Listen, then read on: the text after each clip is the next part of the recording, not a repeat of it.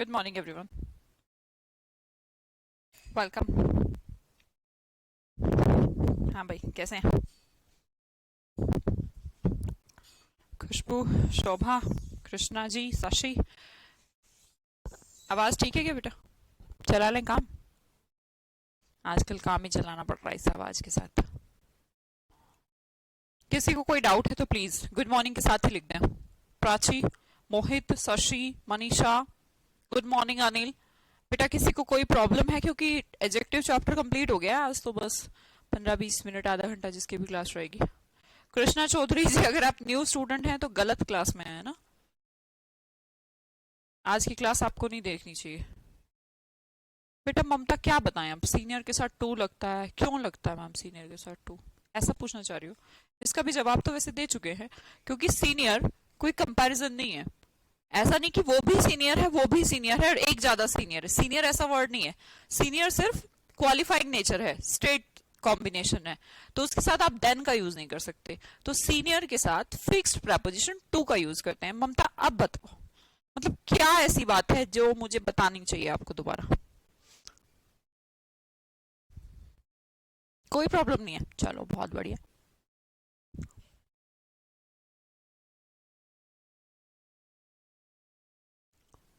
Good morning जी, good morning.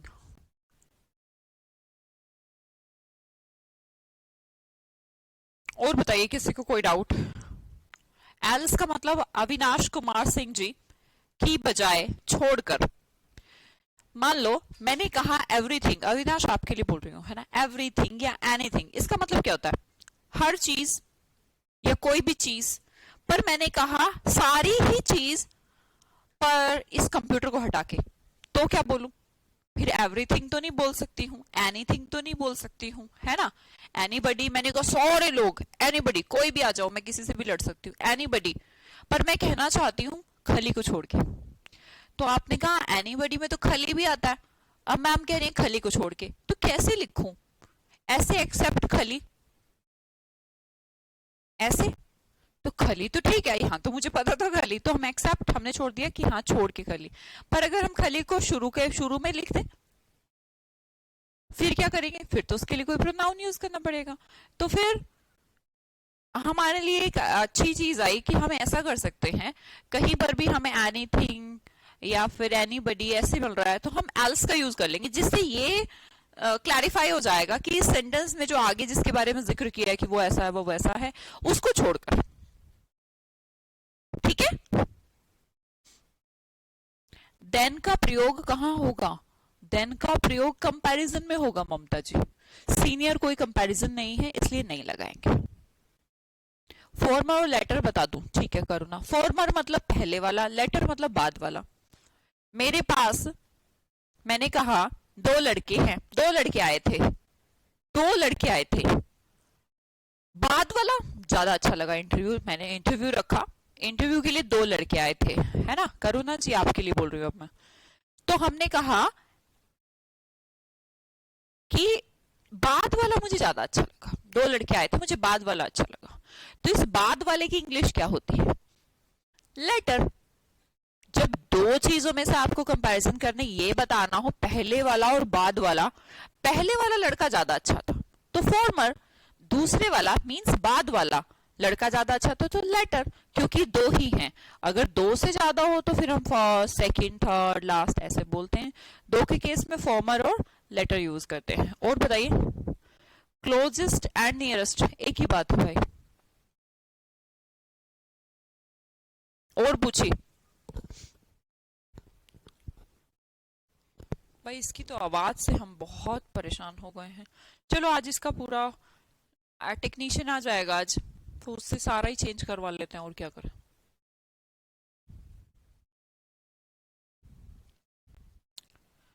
कोई बात नहीं, अभी काम चला लो, छोटी सी क्लास है 20 मिनट की।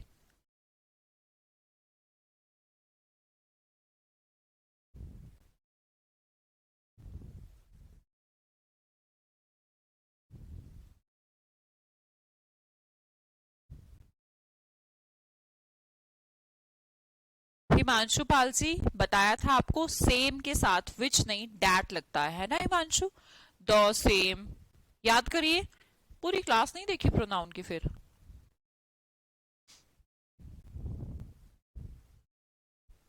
अटर का मतलब क्या होता है नरेश? Completely, utterly. और आउटर मतलब बाहर। दोनों ही बहुत अलग अलग चीजें हैं। फर्दर और फार्दर, फर्दर मतलब अगला, फार्दर मतलब दूर। फर्दर आगे, प्रोसीड, जैसे हम कुछ बोल रहे हैं तो अभी मैं फर्दर आगे बोलूंगी कुछ। फार से बना है फार्दर, दूरी, उसका घर मुझसे दूर है। रविशंकर जी क्या करें, माइक चेंज करने से भी कुछ हो नहीं पाएगा।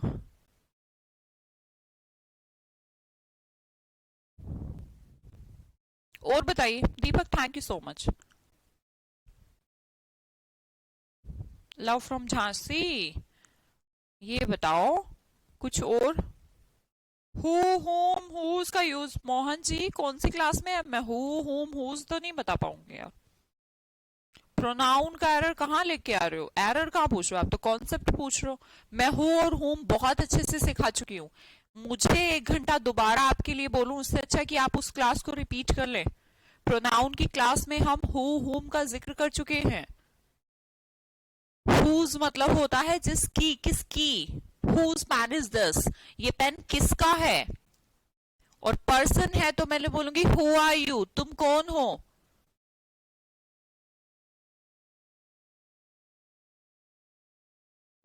क्या डाउट है एयरमैन? डाउट लिखो बेटा, कॉन्सेप्ट नहीं। क्या डाउट हो तो लिखा ही नहीं तुमने, वरना अब तक बता ही देती।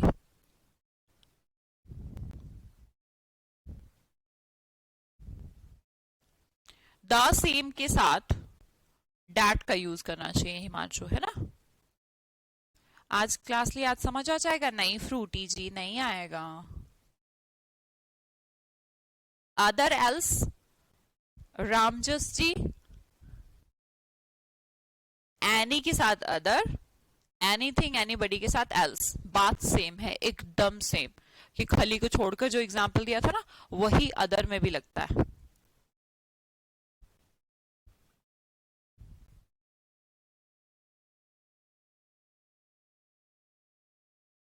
सिनोनिम, सिनोनिम कहां से आ गए?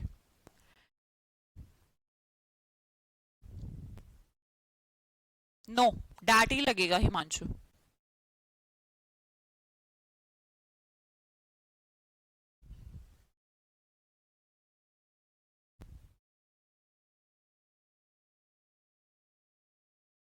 Is an old rich man, इसमें क्या दिक्कत है भैया? आदमी है, फिर उसकी क्वालिटी है कि वो रिच है, फिर उसकी एज है कि वो ओल्ड है, प्राची, कोई दिक्कत नहीं है।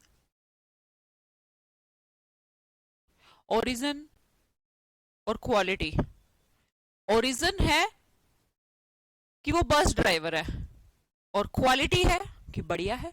दोनों बातों में अंतर है। रिक्शा चालक तो चालक है पर रिक्शा चलाता है, तो ओरिजिन उसकी अलग चीज है। बढ़िया रिक्शा चालक है, वो उसकी क्वालिटी है। मैं टीचर हूं इंग्लिश की, ये मेरा ओरिजिन है, और मैंने कहा बहुत बढ़िया टीचर हूं, तो ये बहुत बढ़िया मेरी क्वालिटी है। क्या कंफ्यूजन? बहुत बढ़िया, हम रेगुलर क्लास लेते फिर तो कोई डाउट नहीं होगा। नोट्स बनाने का टाइम नहीं मिल रहा। आज कुछ नहीं पढ़ाएंगे, बिल्कुल पढ़ाऊंगी बेटा। मैं सोच रही थी अगर किसी का कोई डाउट है एडजेक्टिव का तो आज ले लूं, क्योंकि बस फिर खत्म। अब तो बहुत इजी है, ये मैं आपको पहले भी पढ़ा चुकी हूँ, फिर भी फटाफट देख लीजिए। अमोरल एंड इमोरल कल शायद पढ़ाया था। Denying equal rights to women is an immoral act. आगे समझिए, आगे समझिएगा। दूसरा है कंफ्यूजिंग वर्ड्स में मैं सिखा चुकी हूँ, बस 15-20 मिनट की क्लास है, देख लीजिए। कई बार एग्जाम में फिर इन द ब्लैंक्स वगैरह में ये पूछ लिए जाते हैं, तो करना तो सब कुछ है। ब्राइडल क्या होता है? ब्राइडल एक एडजेक्टिव है जिसका मतलब हो गया वधु से संबंधित, है ना, दुल्हन वाला ब्राइड। एक दूसरा जो ब्राइडल बोला तो ब्राइडल जाता है, पर ये एक नाउन भी बन सकता है, एक वर्ब। घोड़े की जो लगाम है उसके लिए भी वर्ड यूज किया जाता है, और वर्ब है तो लगाम लगाने के लिए भी वर्ड यूज किया जाता है।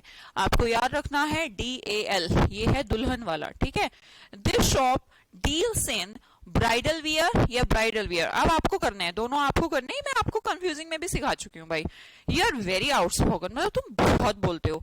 You need to your tongue, तुम्हें अपनी जुबान पे लगाम लगाने की जरूरत है।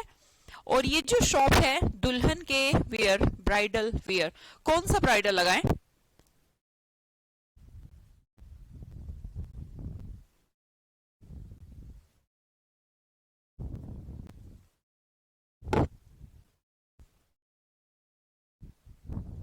साइज और शेप में क्या अंतर है बेटा?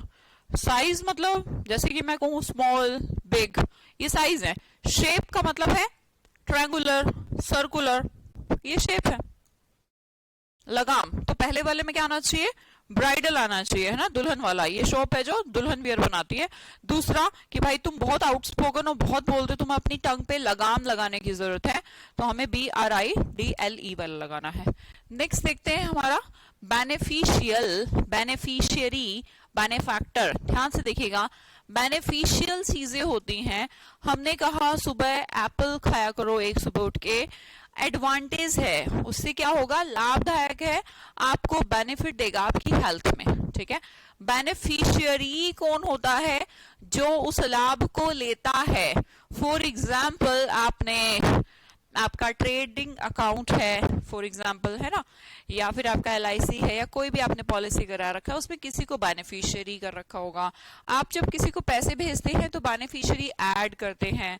तो बेनिफिशियरी वो होता है जो लाभ लेता है, और बेनिफैक्टर वो होता है जो लाभ देता है। ध्यान से देखिए, बेनिफिशियल एक एडजेक्टिव है जिसका मतलब होता है प्रॉफिटेबल, है ना, लाभदायक। बेनिफिशियरी जो लाभ लेता है, बेनिफैक्टर जो लाभ देता है। देखिए, walking is to health. Walking क्या है? करो यार, फटाफट करो। Walking is beneficial to health, benefactor to health, या beneficiary to health? पहली बात तो सोचिए कि क्या है ये। वॉकिंग हमारी नाउन है, सब्जेक्ट का काम कर रही है। ये हमारी लिंकिंग वर्ब। लिंकिंग वर्ब के बाद यहां पर क्या आ सकता है? एडजेक्टिव भी आ सकता है। एडजेक्टिव आ सकता है, नहीं आ सकता है? आ सकता है। तो वॉकिंग क्या है? एक गुण है। तो बोलेंगे हमारी हेल्थ के लिए क्या है? बेनिफिशियरी, बेनिफैक्टर नहीं है, बेनिफिशियल है। एडजेक्टिव आ सकता है, बिल्कुल आ सकता है, ठीक है। आपको एक मैम बेनिफैक्टर, बेटा बेनिफैक्टर पर्सन होता है, वॉकिंग भी बेनिफैक्टर हो सकती है। वॉकिंग के कोई खुद के हाथ पैर नहीं होते, आपको खुद वॉक करना पड़ेगा जो आप उसमें बेनिफैक्टर लगाना चाहते हैं। बेनिफैक्टर एक पर्सन होता है, बेनिफिशियरी भी एक पर्सन है। बेनिफिशियल एक एडजेक्टिव है जो वॉकिंग के लिए यूज किया गया। आगे देखिए, a rich serves the society in many ways. एक अमीर सोसाइटी को बहुत सारे तरीकों से सेवा करता है। एक रिच व्हाट? रिच हमारा एडजेक्टिव, बेनिफिशियरी, बेनिफैक्टर या बेनिफिशियल। नॉट एडजेक्टिव के बाद एडजेक्टिव तो मत लगाइए, नाउन लगा सकते हैं। तो ये कर रहा है सर्व, मतलब सेवा कर रहा है। तो सेवा कर रहा है तो बेनिफैक्टर होना चाहिए, तो हमें बेनिफैक्टर लगाना चाहिए। करने वाला कारक, बेनिफैक्टर, फैक्टर कारक। क्लियर? आगे बढ़े, आगे बताओ। Many minority colleges are the main of the government grants. सोच के बताना, सोच के और समझ के।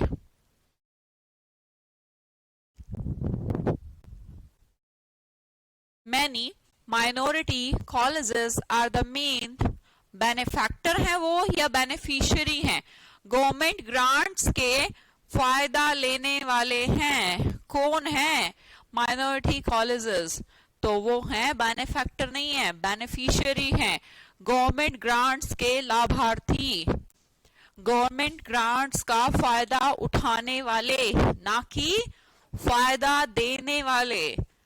तो बेनिफिशियरी कौन होते हैं? जो लाभ लेते हैं। नेक्स्ट देखिए, चाइल्डिश एंड चाइल्ड लाइक।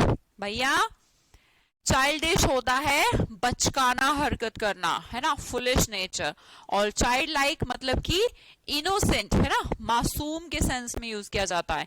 एक टोटली नेगेटिव वर्ड है, एक पॉजिटिव वर्ड है। अगर आप किसी को कह रहे हैं चाइल्ड लाइक, उसका जो बिहेवियर है चाइल्ड लाइक सेंस कहना चाहते हैं, मतलब कि मासूम है।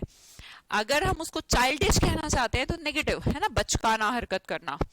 देखिए जल्दी से बताइएगा, दोनों आप भरिए, मैं नहीं बताती।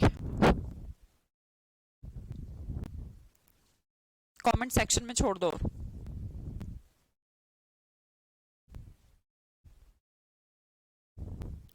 His childish smile made my day. उसकी बचकाना स्माइल मेरा दिन बना देती है।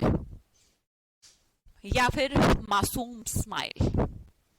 हमने कहा चाइल्डिश चाइल्ड लाइक स्माइल, है ना।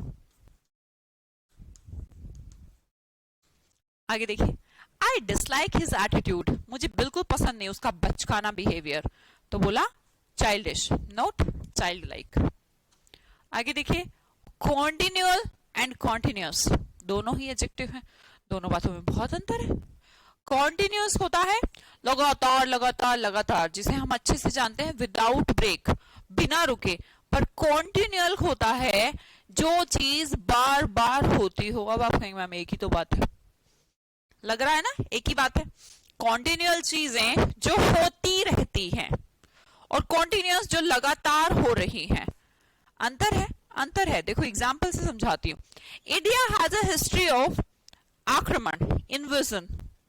तो ऐसा नहीं कि मतलब बस बस बस यूं यूं यूं यूं यूं यूं हो रहे हैं, एक ब्रेक के बाद बार बार हो रहे हैं, ऐसा हुआ आक्रमण हुए कॉन्टिन्यूअल, कॉन्टिन्यूअस नहीं हुए भाई। कॉन्टिन्यूअल में तो ऐसा हुआ होगा कि मान लो फॉर एग्जाम्पल 1626 में हुआ, फिर 1628 में हो गया, फिर 1635 में हो गया, मतलब कि लगातार हो ही जा रहे हैं यार बिना ही रुके। ऐसा नहीं कि मतलब बहुत सालों बाद होते ही रहे आक्रमण, इंडिया के ऊपर होते ही रहे, तो ऐसा सेक्शन कॉन्टिन्यूअल है ना। और बिना रुके you can see a line of traffic for 2 kilometre, तुम्हें 2 किलोमीटर तक ट्रैफिक की लाइन दिखेगी, तो ये कॉन्टिन्यूअस है, कॉन्टिन्यूअस लाइन। थोड़ी बात समझ में आ रही है क्या कहना चाहती हूँ। कोई काम बार बार हो रहा है, एक बार हुआ फिर दोबारा हो गया फिर तीसरा, ऐसा नहीं कि टाइम ही नहीं मिला बीच में, कोई ब्रेक ही नहीं होना चाहिए। जैसे ट्रैफिक लगा हुआ है तो मतलब ब्रेक है ही नहीं, तो क्या बोलेंगे कॉन्टिन्यूअस लाइन ऑफ ट्रैफिक है। समझ में आई बात। कॉन्टिन्यूअस का मतलब ब्रेक नहीं है कुछ भी यार, लाइन है 2 किलोमीटर की। और कॉन्टिन्यूअल का मतलब अगेन एंड अगेन, बार बार आक्रमण होते गए। The next one is casual and causal. Casual dress means not serious, है ना। आप कहते हैं ना मुझे तो कैजुअल कपड़े चाहिए, मतलब ऑफिस नहीं जाना यार, कैजुअल। अगला देखा कॉजल, कॉज से बना, मतलब कि कॉज से रिलेटेड, रिलेटेड टू कारण, जैसे कि he is not serious in his work, वो अपने काम में सीरियस नहीं है। आई हेट हिज एटीट्यूड, मुझे उसका ये नॉट सीरियस एटीट्यूड बिल्कुल पसंद नहीं है, तो ये हो गया कैजुअल एटीट्यूड। ऐसे ही आगे देखिएगा, usually the agent of any disease is the microbe that we can't see with our naked eye, ऐसा होना चाहिए। Usually the causal agent means किसी डिजीज का कारण, और कारण की इंग्लिश कॉज से बनती है, तो हमें लिखना चाहिए कॉजल। कारण आ जाए तो कॉज, और मतलब ऐसे ही नॉर्मल बिना किसी सीरियसनेस के उसे कहेंगे कैजुअल। नेक्स्ट देखिए, कोर्स एंड कोर्स। एक तो आपका कोर्स चल रहा है, अभी आपने 9th 10th 11th ग्रेजुएशन सब किया होगा, तो आपका पाठ्यक्रम कोर्स, और दूसरे वाला जो कोर्स है जिसमें यू नहीं है ए है, इस कोर्स का मतलब होता है रफ। आपके सामने 2 एग्जाम्पल लिखे हैं, जल्दी से कोशिश करिए कि किसमें क्या भरना चाहिए हमें।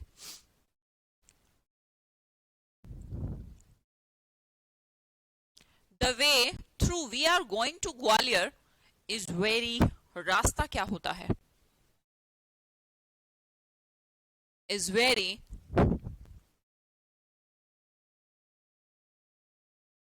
रास्ता ही मतलब आना ना,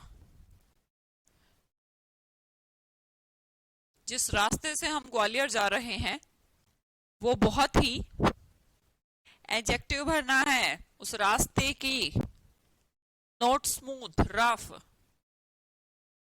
कोर्स। अगला, the course of this class has not been completed yet, तो COU वाला, और बेटा जो नीचे वाला है ना उसे नाउन है, वो ऊपर वाला एडजेक्टिव है। तो जैसे मैंने कहा ना ही इज वेरी इंटेलिजेंट, तो ऐसे ही लिखा, the way through we are going to Gwalior is very adjective, course rough. The next one is confident and confident. जो आपका सीक्रेट जानता है वो है आपका कॉन्फिडेंट। कौन है? कॉन्फिडेंट। और अगर आप इंटरव्यू देने जा रहे हैं, कोई एग्जाम देने जाते हैं और आप हैं कॉन्फिडेंट, आप अगर हैं, आपके अंदर आत्मविश्वास है, तो आप हो कॉन्फिडेंट। अगर आपका सीक्रेट कोई जानता है, आपका राजदार कोई है, वो है आपका कॉन्फिडेंट।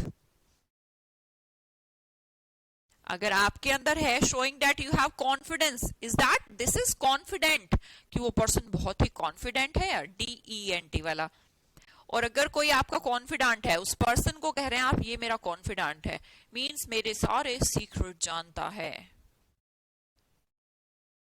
फर्स्ट जो बी लगाए मैम, दोनों में कोर्स लगा दूं? मोहन थोड़ा सोच समझ के पिताजी है।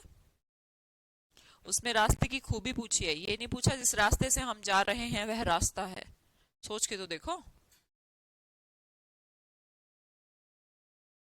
ये रोहित बिट्रेड हिम। उसका जो कॉन्फिडेंट है रोहित, जो उसका राजदार है रोहित, उसको धोखा दे दिया। कॉन्फिडेंट, DANT, ए आंसर होगा है ना, कॉन्फिडेंट।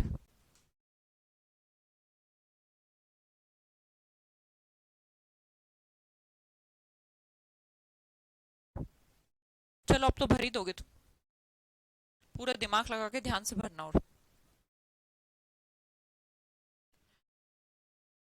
कॉन्फिडेंट तो समझते हो?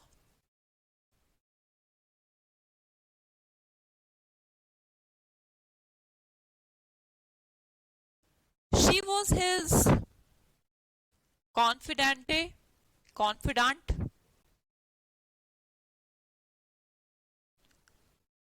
जो कॉन्फिडेंट होता है वो नाउन है और उसका एक एडजेक्टिव है कॉन्फिडेंटे। टिल, जब तक वो उसकी राजदार रही, टिल जब तक शी वॉज द, इस प्रॉपर्टी की जब तक वो मालिक थी। सोच के, दोनों आराम से सोच के।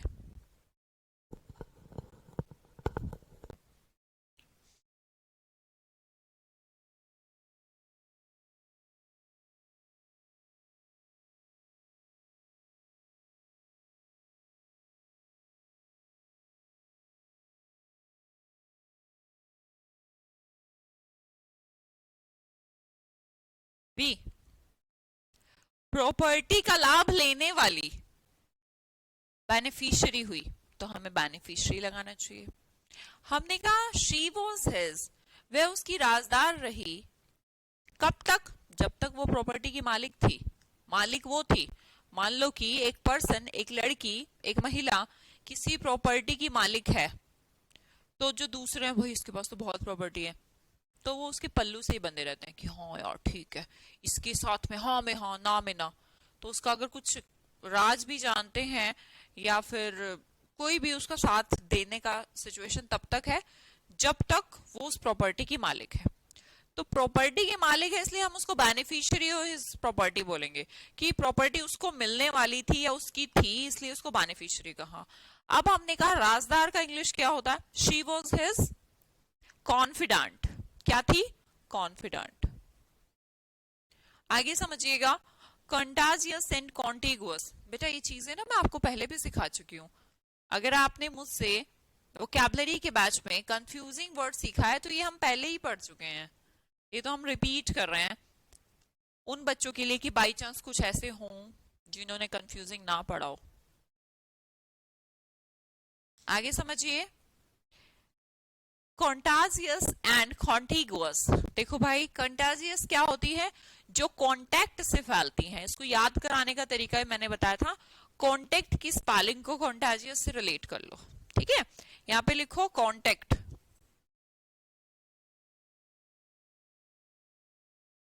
जो कांटेक्ट से फैले ऐसी बीमारियां। और कॉन्टिनेंट होते हैं पास के, सीमा वाला। जैसे पाकिस्तान क्या है? कॉन्टिगुअस है। चाइना क्या है? कॉन्टिगुअस है ना। तो हमने कहा disease spread by touch, contagious and contiguous. तो हमने कहा ये वाली बीमारी है ना, कॉन्टेक्ट से, CONT बीमारी के लिए यूज होना है, तो कॉन्टेक्ट को ऐड कर लीजिएगा, CONTA।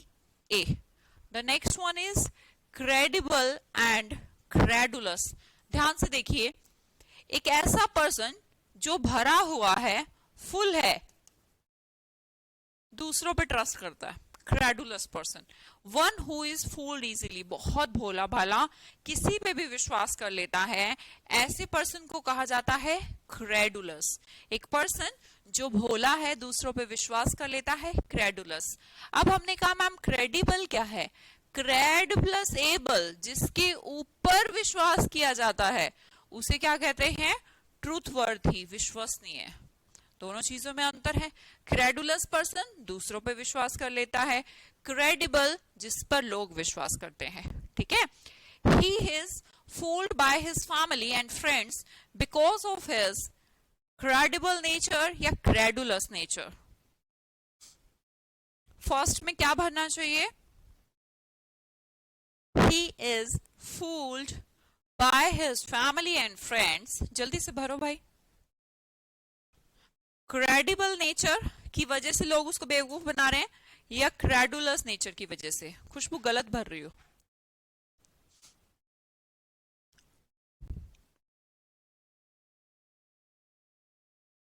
क्रेडुलस नेचर की वजह से। गुड। आगे देखिए, the court can rely on the statements of the witnesses।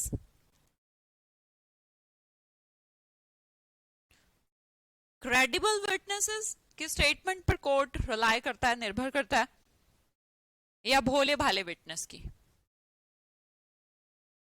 Credible, जिन पे विश्वास किया जा सके। क्रेडिबल विटनेस कौन होते हैं? विश्वास के योग्य गवाह। क्रेडिबल।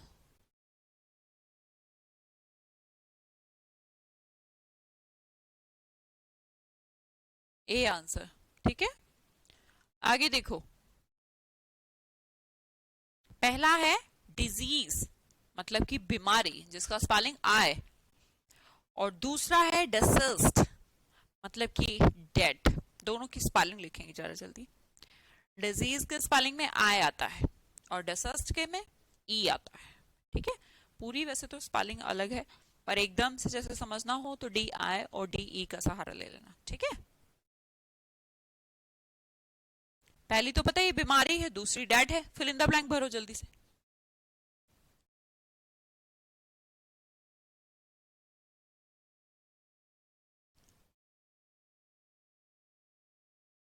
भाई उसमें डी भी है, वैसे आप छोड़ो ना उसको, डी वी को छोड़ो, आई और ई से रिलेट करो, फिर तो सेम ही है। टैक, डिके, जो सेकंड वाली है ना, डिके नाम के वर्ड से रिलेट कर लो। डिके का मतलब मरना है ना, घटना। DEC से बना, और उसके अंदर डिजीज है DIS से बना। पीपल से homage, people pay homage to the, लोगों ने श्रद्धांजलि अर्पण करी, बीमारी को या मरे हुओं को? डिसीज्ड, मरे हुए लोगों को। Leucoderma is not a disease. Leucoderma कोई बीमारी नहीं है, या डेड नहीं है leucoderma. Leucoderma is not a disease, कोई बीमारी नहीं है, डिसऑर्डर है। आगे देखो, डेजर्ट,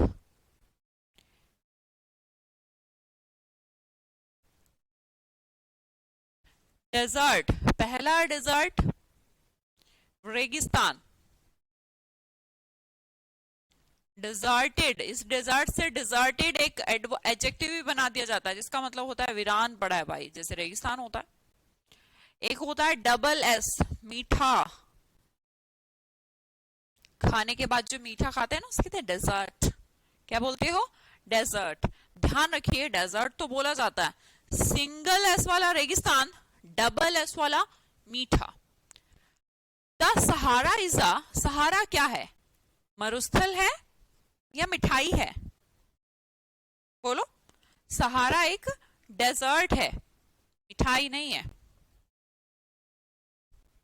और देखो, we have chocolate ice cream for dessert tonight मिठाई के तौर पर हमारे पास चॉकलेट आइसक्रीम है, तो मिठाई है भाई। The kidnappers kept the boys, kidnappers ने लड़कों को रखा इन अ डिजर्टेड प्लेस। अब हमने कहा नाउन को क्वालिफाई करने के लिए एडजेक्टिव का यूज करना है और वीरान जगह पर रखा है। वीरान जगह पर रखा है मतलब डेजर्टेड प्लेस पर। कौन से प्लेस पर? रेगिस्तान प्लेस पर नहीं, वीरान जगह पर रखा है। इसे क्या कहते हैं? Deserted place. कौन सा place? Deserted. The next one is disinterested and uninterested. ये भी मैं आपको सिखा चुकी हूं। डिसइंटरेस्टेड क्या होता है? भैया मुझे कोई फर्क नहीं पड़ रहा, दैट इज डिसइंटरेस्टेड। और अनइंटरेस्टेड इंटरेस्टेड का एग्जैक्ट उल्टा है, नॉट इंटरेस्टेड। दोनों बातों में अंतर है भाई। कोई आपका कंसर्न नहीं है, ना पॉजिटिव है ना नेगेटिव, तो हमने कहा डिसइंटरेस्टेड, उदासीन, ना प्लस में ना माइनस में। और अनइंटरेस्टेड माइनस में, मुझे नहीं पसंद। एक कुछ लोग होते ना कि जैसे मान लो उससे पूछा कि तू आइसक्रीम खाएगा, मूवी देखने चलेगा, तो एक होते हैं नहीं मैं नहीं जाऊंगा, मैं मूवी नहीं देखता, तो वो तो डिसलाइक करता है, तो अनइंटरेस्टेड है। एक दूसरा कहता है कि तुझे सबसे ज्यादा क्या पसंद है? मूवी पसंद है। हाँ ठीक है, तो मतलब जा रहे हैं तो भी ठीक है, नहीं जा रहे हैं तो भी ठीक है। तो ऐसे कहते हैं इम्पार्शियल, फर्क ही नहीं पड़ रहा। क्लियर होती है? अनइंटरेस्टेड इंटरेस्टेड का उल्टा है, not interested. I would like to give you a place of uninterested smile या फिर एडवाइस या फिर डिसइंटरेस्टेड। मैं तुम्हें दिलचस्पी नहीं रखता हूं या फिर मेरा कोई इंटरेस्ट नहीं है फिर भी एडवाइस देना चाहते हो, या इम्पार्शियल जिसमें मतलब मेरा कोई फायदा नहीं है यार, मैं कहते ना एकदम जेन्युइन, एकदम मतलब रियल तुझे एडवाइस दूं, मतलब तुम्हारा कोई उसमें एक तो होता है स्वार्थ, मेरा कोई स्वार्थ नहीं है, तुम्हारा कोई स्वार्थ नहीं है, तो आप कैसी एडवाइस दोगे? Disinterested. The teacher was unable to elect responses from the teacher को, टीचर समझ नहीं पा रहा, मतलब उसको दिख रहा है कि बच्चे जो है अनइंटरेस्टेड है, उदासीन नहीं, not interested.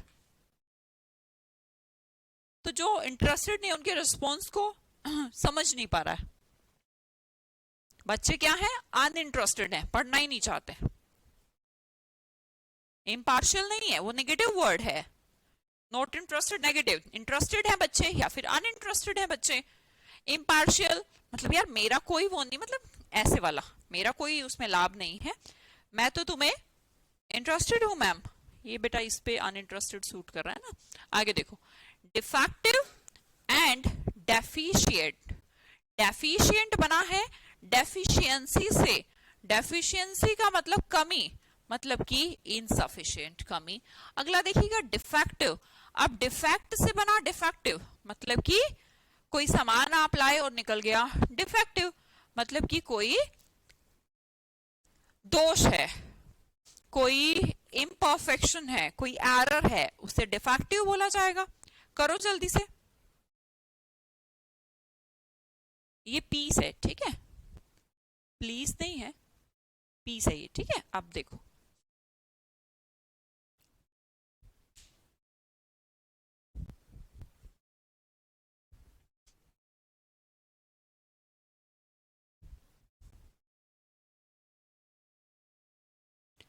Please exchange this, कमी वाली पीस या डिफेक्टिव पीस? आप कहेंगे defective piece. Junk food is deficient in essential minerals, मतलब जंक फूड में कमी होती है इंपॉर्टेंट मिनरल्स की, तो हमने कहा कमी, डेफिशिएंट। सब ठीक तो कर रहे हो ना आप लोग? आगे देखें, चलो। Elicit, illicit, illegal. एलिसिट का मतलब होता है ड्रॉ आउट, मतलब समझ ना पाना, जैसे हमने बोला था ना अभी कि टीचर समझ नहीं पा रहा था, एलिसिट क्लियर नहीं कर पा रहा था, ड्रॉ आउट नहीं कर पा रहा था, ठीक है। और ये जो इलिसिट है तो इलीगल से बना है यार, है ना। इलिसिट और इलीगल एक ही तरीके के वर्ड है। जो लॉ के द्वारा ना माना जाए उसे इलीगल, जो सोसाइटी में ठीक ना हो उसे इलिसिट है। एक जैसे से ही इलिसिट क्या होता है, जिसे सोसाइटी एक्सेप्ट नहीं करती। आप कुछ ऐसे कपड़े पहन के निकल जाएं और बहुत गलत लग रहे हैं सोसाइटी के पॉइंट ऑफ व्यू की तरफ से, तो उसे इलिसिट कहा गया। कानूनन रूप पर कुछ ठीक ना करना, किसी को गोली मार दी, वो इलीगल है। गवर्नमेंट की प्रॉपर्टी के ऊपर घर बना दिया, वो इलीगल है। ठीक है, सोसाइटी जिसे अलाउड नहीं करती उसे इलिसिट कहते हैं। दोनों को हिंदी में अवैध ही कहते हैं। अवैध वो कानूनी रूप से अवैध, वो सोशली अवैध। चलो भरो जल्दी से। गुड टीचर्स, अच्छे जो टीचर्स हैं, can elicit responses from students, draw out निकाल पाते हैं रिस्पॉन्सेज को। खाप पंचायत कंसिडर सच मैरिजेस, खाप पंचायत ऐसी शादियों को इलीगल मानती है या इलिसिट मानती है? खाप पंचायत सोशल फॉर्म पर काम करती है।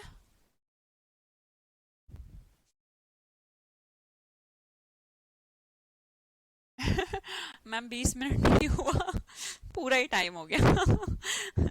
ऐसे बैठे थे 20 मिनट पढ़ाओगे। उर्फी जावेद इलिसिट है मैम? अच्छा जी, ओके। खाप पंचायत का कॉन्सेप्ट इलिसिट है या इलीगल है? इलिसिट है, राइट। शादियां नहीं हो सकती है ना गांव की गांव में। और क्या क्या होता है, गोत्र मिल जाने में। हिंदुओं में बोल रही हूँ, मुस्लिम्स में तो कोई सीन ही नहीं है। तो पड़ोसी, शायद पड़ोसी भी, मे बी, श्योर पक्का नहीं पता। पड़ोसी वाला तो हाँ, पड़ोसी भी तो होता है गांव में, तो पड़ोसी गांव में नहीं हो पाएगा। और मम्मी का गोत्र मिल गया है, होता है क्या आपके यहाँ भी? मतलब मेरे को हरियाणा का पता है, मतलब यहाँ का नहीं पता।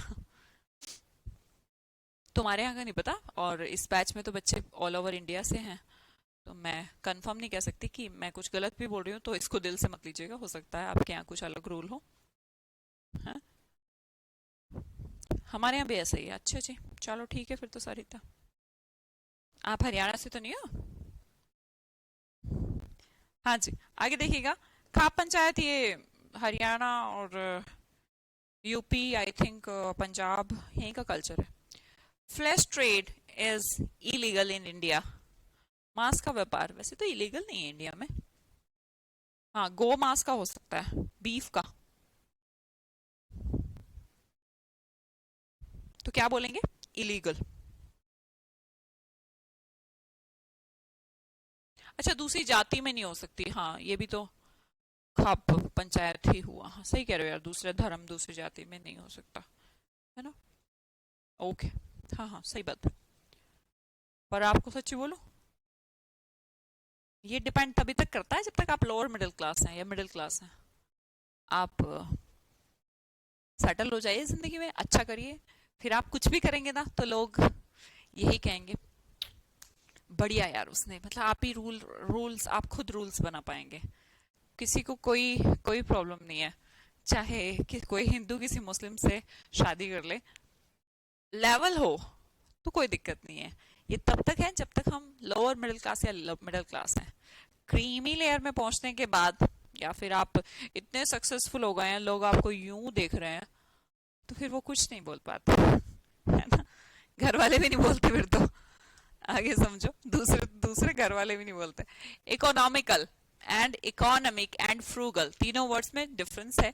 इकोनॉमिकल थोड़ा ऐसा है जो पैसे को थोड़ा देखभाल के खर्च करता है भैया, इकोनॉमिकल, कि ऐसे नहीं उड़ाता रहे, थोड़ा किफायती करके, स्पेंड थ्रिफ्ट, कम खर्चा करता है, तमीज से खर्चा करता है, तो उसे कहते हैं इकोनॉमिकल। इकोनॉमिक सिर्फ पैसे से रिलेटेड, फ्रूगल कंजूस। मतलब अगर इन दोनों वर्ड्स में थोड़ा पॉजिटिव सिंबलाइजेशन तो इकोनॉमिकल को कहेंगे, फ्रूगल एकदम नेगेटिव वर्ड है। इकोनॉमिक कोई ऐसा कुछ वर्ड ही नहीं है, तो रिलेटेड टू मनी है, अर्थव्यवस्था। इकोनॉमिक्स जो सब्जेक्ट होता है वो लिखा है, ये समझ लो यार।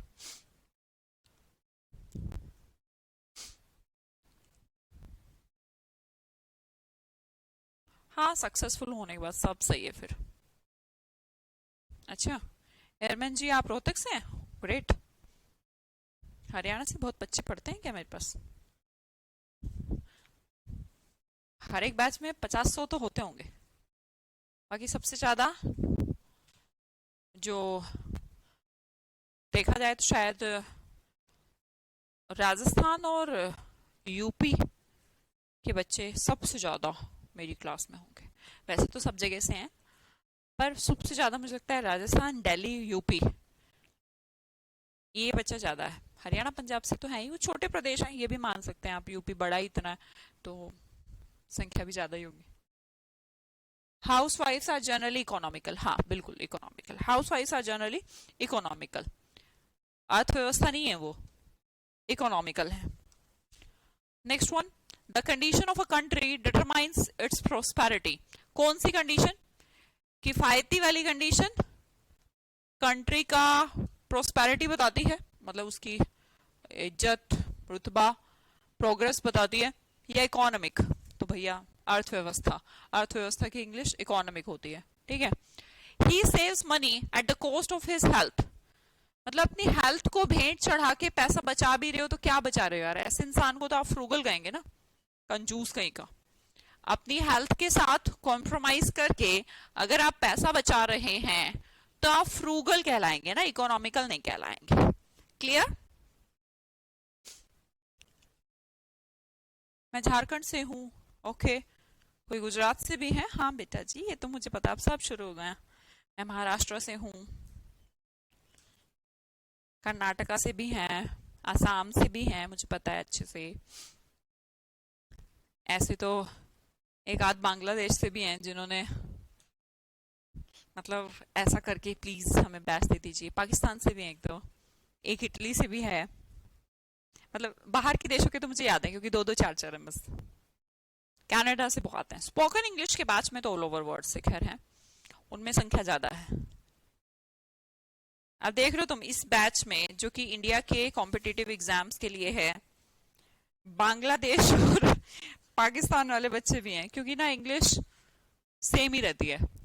अगर वहां पे भी कोई एग्जाम पूछे जाते हैं तो उनमें भी यही आता है, वन वर्ड, इडियम्स, ग्रामर तो यही रहेगी, चाहे दुनिया के किसी कोने में चले जाइए। इसीलिए कहते हो इंग्लिश को फंडामेंटल तमीज से पढ़िए, ऐसे नहीं पढ़ना होता कि ये CHSL का है, ये CGL का है, ये CET का है, ये NDA का। इंग्लिश इंग्लिश होती है क्योंकि वो एक लैंग्वेज है, सब्जेक्ट नहीं है जिसे आप टुकड़ों में तोड़ लोगे। हाँ जी, वेस्ट बंगाल से भी हैं शिबा। ओके जी। अंशुल राणा, आप मेरठ से हैं?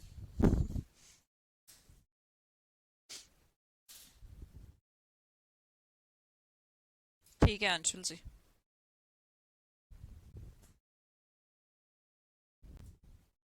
आई एम फ्रॉम महाराष्ट्र। मेरी इंग्लिश बहुत खराब है या अच्छी है? वीक है? नहीं नहीं नहीं, कुछ वीक नहीं होता। शरीर, I am from Kashmir. Okay, आप कहाँ से हो? मैं हरियाणा से हूँ बोला तो। हरियाणा राजस्थान के बॉर्डर से हूँ प्राची, हिसार साइड से हो क्या?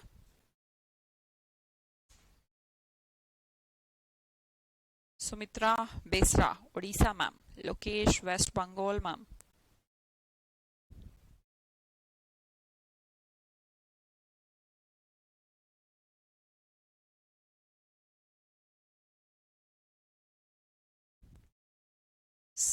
सैनन, केरला।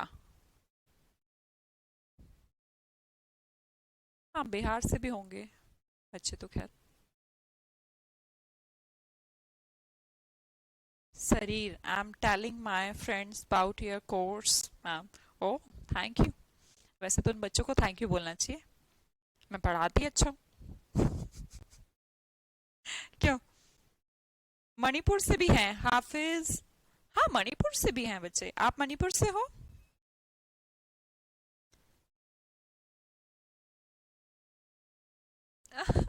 मेरा मैथ फेवरेट था, अब इंग्लिश भी हो गया आपसे पढ़ के। थैंक यू यार, थैंक यू। जूही यूपी से है मैम। खुद ही लाइन लिख रही है अपनी यार। ओके पीताम्बर जी, गुड। बिहार से भी बहुत सारे, वेस्ट चंपारण। चंपारण हाँ बिहार में। Okay ji, thank you, take care of yourself. कल की कल देखेंगे अरमान जी, प्रेजेंट में जीते हैं। पूनम वसंता जी, होगा, इम्प्रूव होगा, थोड़ा सा टाइम दीजिए, है ना। बहुत वीक है इंग्लिश, इम्प्रूव हो जाएगा, हो जाएगा, टाइम दो। मैं गरीब रजिया से, ये कौन सी जगह है?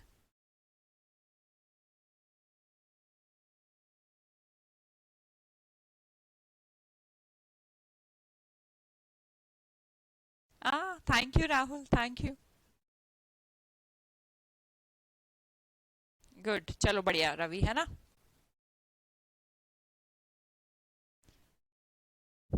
मेरे 5 दोस्त पढ़ते हो, एक मेरे बैच में पढ़ते हो ऐसा। Oh thank you ji, thank you शरीर, थैंक यू।